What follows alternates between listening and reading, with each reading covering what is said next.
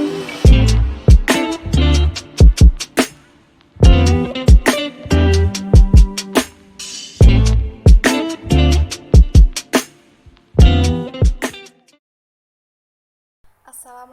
warahmatullahi wabarakatuh. Perkenalkan, saya Siswati, NPM 202114-120.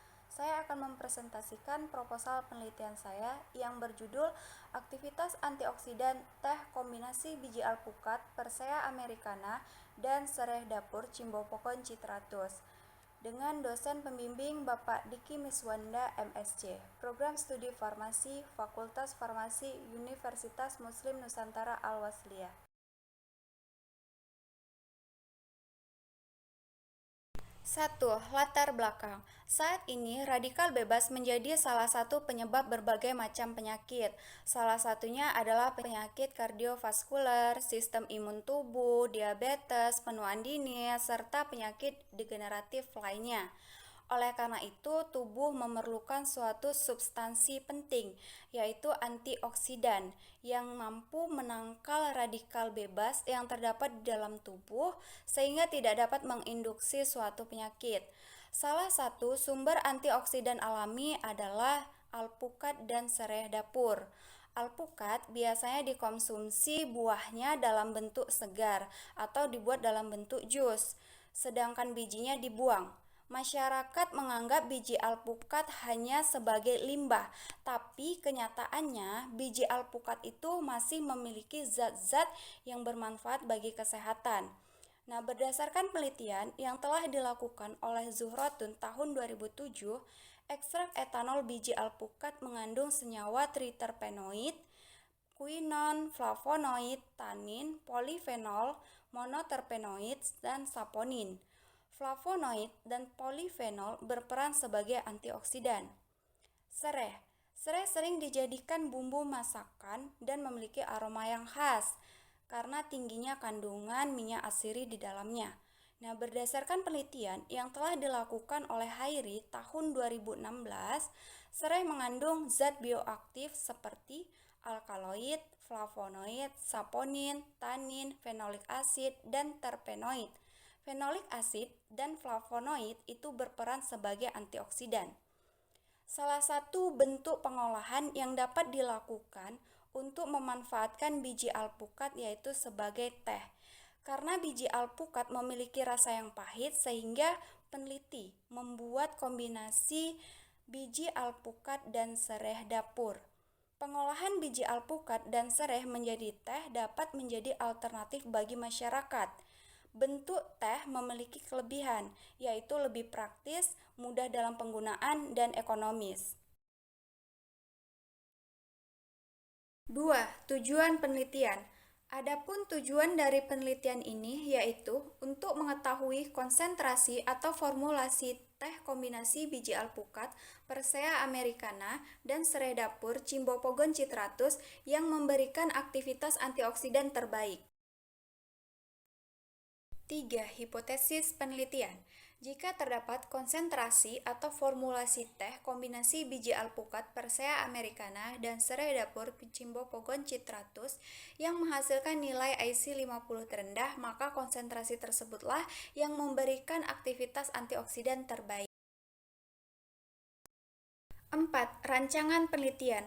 Adapun rancangan penelitian ini meliputi pengumpulan dan pengolahan sampel, pembuatan seduhan teh biji alpukat Persea americana dan sereh dapur Cimbopogon citratus, dan penetapan kadar antioksidan pada seduhan teh biji alpukat Persea americana dan sereh dapur Cimbopogon citratus.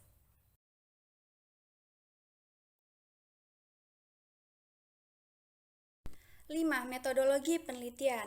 Biji alpukat dan sereh dapur dibuat menjadi simplisia terlebih dahulu dengan cara biji alpukat dan sereh dapur itu dicuci terlebih dahulu untuk menghilangkan kotoran-kotoran yang menempel. Kemudian setelah itu ditiriskan, lalu dipotong tipis-tipis dan dikeringkan di dalam lemari pengering. Setelah menjadi simplisia, kemudian dihaluskan. Nah, serbuknya ini nanti akan diuji karakteristik teksnya, meliputi Keadaan air seduhan terdiri dari warna, bau, dan rasa.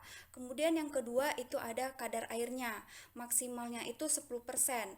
Ini tujuannya untuk memberikan batasan maksimal kandungan air di dalam Simplicia, karena jumlah air yang tinggi itu dapat menjadi media tumbuhnya bakteri dan jamur yang dapat merusak senyawa yang terkandung di dalam Simplicia. Yang ketiga itu ada kadar abu total, syaratnya itu maksimal 8%. Nah, penetapan kadar abu total ini bertujuan untuk mengetahui kandungan komponen yang tidak mudah menguap, yaitu komponen anorganik yang tetap tinggal pada saat pembakaran dan pemijaran senyawa organik. Kemudian yang keempat itu ada kadar abu larut dalam air, syaratnya minimal 45%. Nah, ini tujuannya untuk mengetahui gambaran kandungan mineral yang terdapat di dalam Simplicia memiliki kandungan mineral yang masih dapat larut dalam penambahan air. Kemudian yang kelima itu ada kadar abu tidak larut dalam asam, syaratnya maksimal 1%. Nah, tujuannya untuk menunjukkan zat anorganik khususnya kandungan seperti silika, pasir, lumpur, dan sebagainya. Kemudian yang keenam itu ada ekstrak dalam air, syaratnya minimal 32%. Nah, tujuannya itu untuk menunjukkan banyaknya zat-zat yang terkandung pada teh yang nantinya diharapkan memberikan rasa segar dan menyehatkan bagi peminumnya.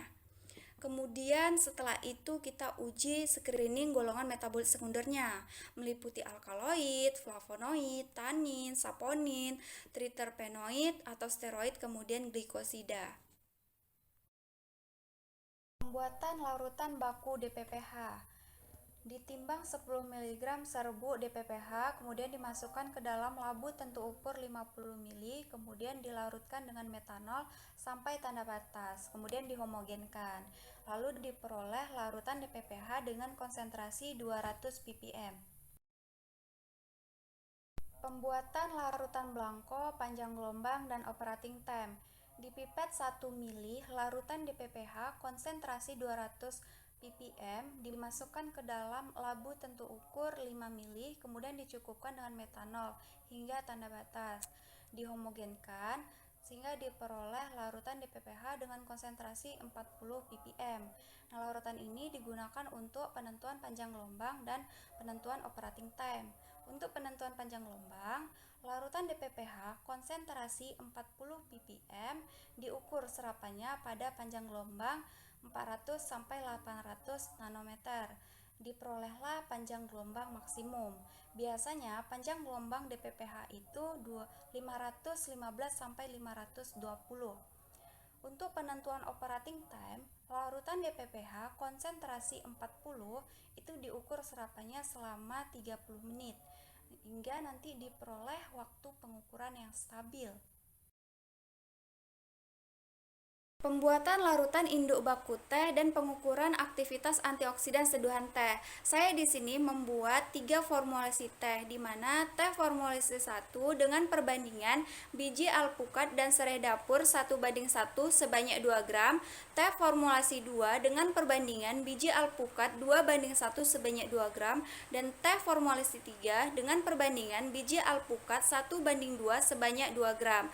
Nah, masing-masing teh tersebut dimasukkan ke dalam kantong teh. Kemudian, kantong teh tersebut dimasukkan ke dalam masing-masing beker gelas. Lalu ditambahkan dengan air panas sebanyak 200 ml. Kemudian dibiarkan selama 5 menit. Sambil digerakkan kantong teh naik turun. Setelah 5 menit, diangkat kantong, lalu dibiarkan sampai suhu kamar.